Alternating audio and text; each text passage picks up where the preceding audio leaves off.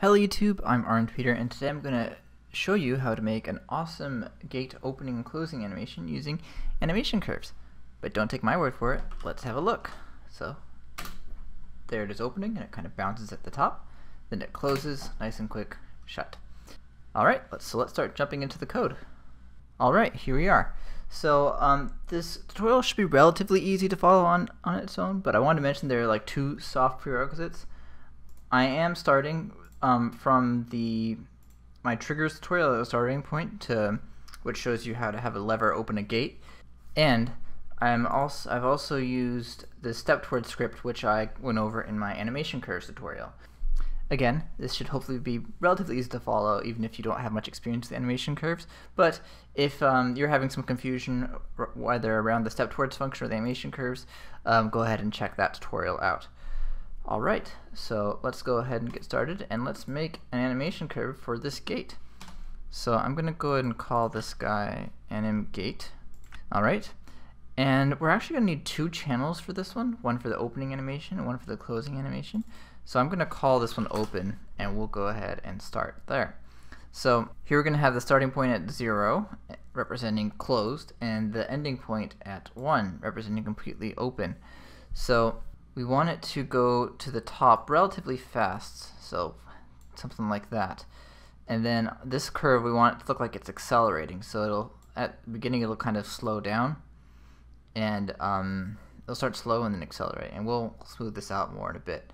Then it's going to bounce back down, go back to the top, bounce back down a little bit less, back to the top, and you get the idea. I will likely be making some adjustments here, but that's the idea. And normally I really like to apply smoothing to my curves, but it doesn't quite do what I want here, because I want it to like bounce back from the top when it hits the top. And this smoothing won't quite do it. It would look kind of weird if it slowed down before it hit the top. So I need to use linear because I want this to be jagged, but at the same time I want everything else to be smooth. So the way I smooth things out like that is let's say if I want to smooth this curve out, is I'll grab points in the middle and then kind of like pull them out as if it were smoother. And I kind of do that for everything, like so. So I'm going to go and fix all of these curves up in the same way, and then we'll see how it goes. And there we go, I've tweaked it a little bit. Another thing I'd like to note is in some programs you can use Bezier curves to make this effect work. Let me just go and do this on another channel. Yeah, so with Bezier curves, you can use this to adjust the slope. And the problem with GameMaker's Bezier curve implementation is that both of these control points have to be on the same line. You can see they have to be in the same line, but some programs will let you control them individually, which would let you make this jagged effect using Bezier curves. But GameMaker doesn't have that yet. They might in the future. In that time we'd be able to do this, but we don't have it just yet. Okay, so deleting this curve. Then we're going to change this one back to linear. Cool. Hi, it's me from the future. You'll see I have GameMaker Beta open right now, and that's because I realized that future release of GameMaker will have this animation libraries feature. So I wanted to show you how to do the same thing using that feature in case you too are from the future, and this is now a standard thing in GameMaker. We'll be creating a new curve, and just like last time, we'll be setting our starting and ending point, so from 0 to about 1. And the difference in GameMaker 2.3.2 Plus is if you go to Bezier mode, there'll be a series of presets. So we want to make sure to have it set to ease out, because we want it to go fast in the beginning and slow in the end. And then for as far as the preset, this actually matches the bounce really well. So you can see it has that exact like harsh bounce back that we wanted. And something that I said in the tutorial that I'm now contradicting is I mentioned that these control points always have to be in a straight line. Well, it turns out that's not true. I was mistaken. So I'm going to amend that now. So if you make a new curve, normally these control points have to be in a straight line. But actually, if you want it to not be in a straight line, you can hold down the Alt button, and then you can create more interesting curves like that. So, wow, mind blown. Okay, that is that's how you do this in 2.3.2 and onwards. So back to the tutorial. All right, so now that we've got our curve, let's go ahead and implement it. So I'm going to go to my gate. All the implementation is there's this activated variable to indicate whether it was activated by the lever, and then depending whether we're activated or not, it'll add this shift Y. And that could be implemented using this if statement, but I'm taking advantage of activated being a number between 0 and 1, and then I'm multiplying it by our shift Y. So that way it'll only include the shift Y if activated is true. So I'm going to go ahead and head into the create event. I'm going to make some variables. I'm going to create CX CY, which represents our X and Y position along the curve as we animate on it. I also want to add a variable for open seconds, and I'm going to set that to 2. So it's going to take us 2 seconds to run the open animation. The animation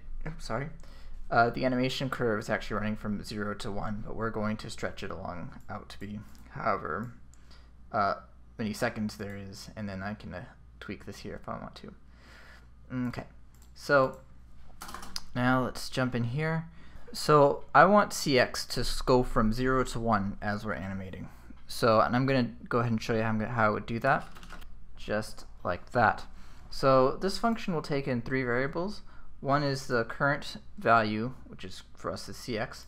The next is the target, and whenever activated is true or 1, that's synonymous in GameMaker, then I want the CX to get closer to 1. So once this is flipped to 1, CX will slowly animate towards 1. And this last part is a little tricky. This is how much you want to increase it by every frame. So we don't want current to become target right away. We want CX to get closer to activated by this amount. And the way I calculate this amount is open seconds, which is 2, times our room speed, which is 30 steps per second, which is a total of 60 steps. That's how long we want it to take for it to transition. So if we want it to transition in 60 steps, then every step we want to move by 1 over 60, essentially. So that's how that's animating. And then I'm going to take this Y update, and instead of using activated here, I'm going to do CX, because activated is either 0 or 1, and CX can range from 0 to 1. So this should look a lot smoother. So I'm going to go ahead and do this to give us an initial taste of how the animation works. And then afterwards, I'm going to go ahead and have it follow the animation curve. I need to change the first room.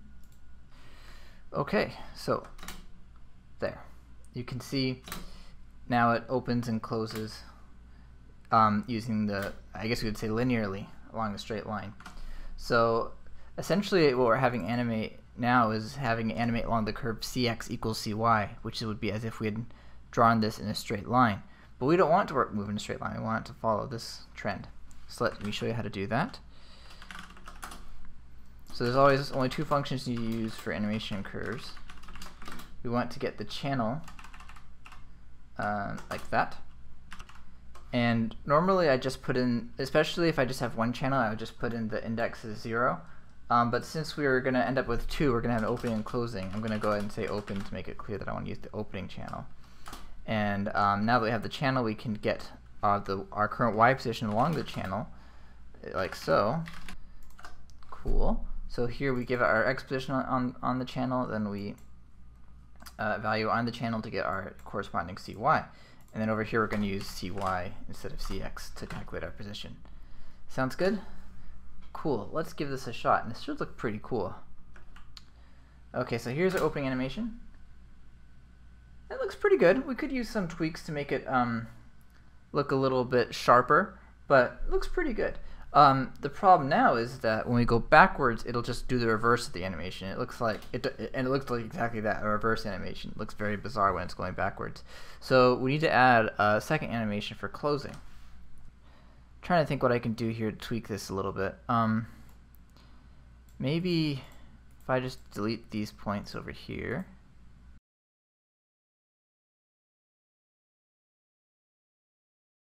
I think I'm going to start over and make it a little better by using this as a baseline, where it takes a little bit longer for it to get to the top, and then after that each bounce is shorter than the previous one, which makes sense, right? The smaller bounces take longer than the previous bounces. Sorry, the smaller bounces shouldn't take as long as the big bounces. So maybe this will look a little more natural. Okay, let's give that a shot.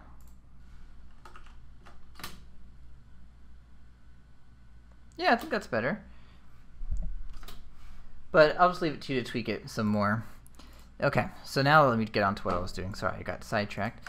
I'm going to add a close animation. This is kind of weird. I think this is a bug where GameMaker is making them both red because I did the weird thing where I deleted the original open.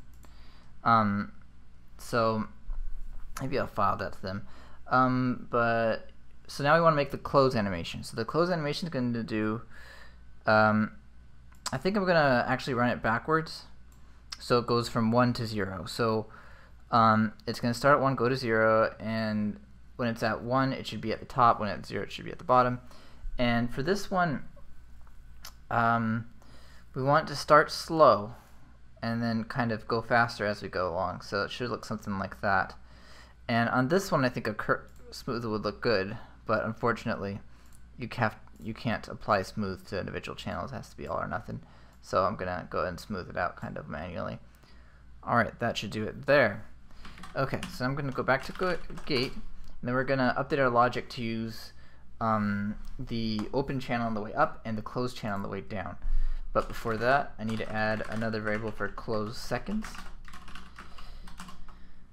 And I'm going to make this smaller than the other one, which kind of makes sense. The open goes up and then bounces a few times, whereas close just goes down. So it shouldn't need to take as long. Okay, what's the best way to do this?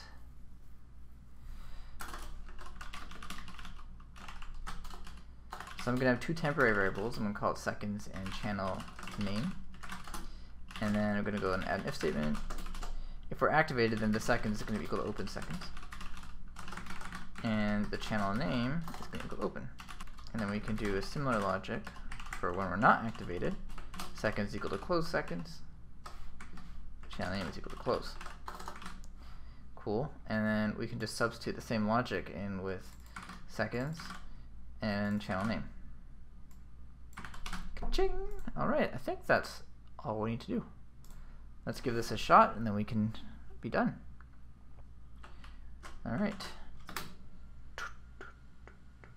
Alright, this looks awkward, but oh well. You get the idea. And then close. Ooh.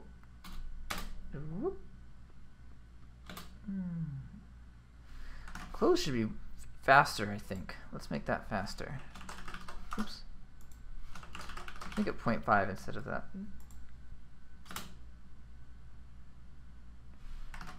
Okay, that's better. I'm going to make the closing animation a little bit less linear. So make it slower in the beginning. And then make it even faster towards the end. I'm going to go back to OK. And then I'm going to make the open one a little bit slower, 1.5. So you see why I like to have these seconds and variables rather than having to make adjustments to the animation curve every time I want to like stretch things out.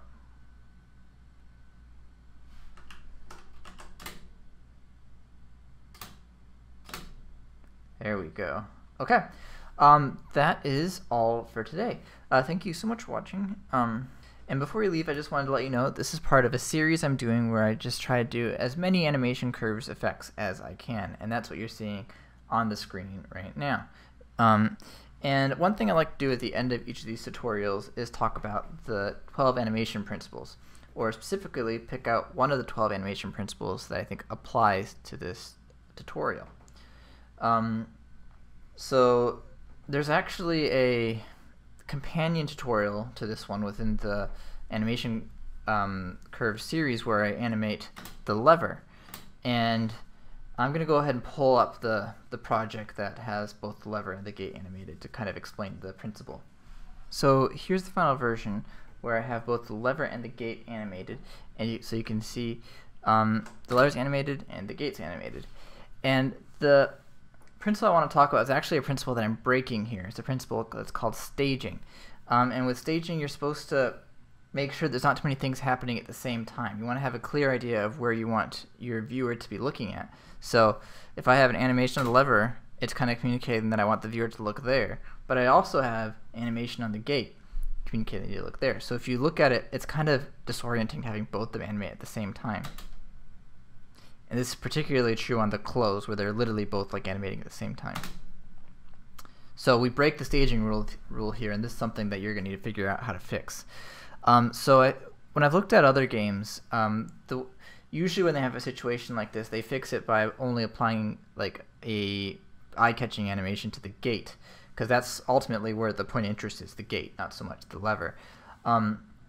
But other things you can do is maybe add a delay between the two, but you need to be careful with that as well, because if you add too much of a delay, then it kind of breaks the strong correlation of the cause and effect between the two, and it makes it a little bit unclear. I think other games have added like a camera transition where lever flips, camera transitions, gate opens, something like that.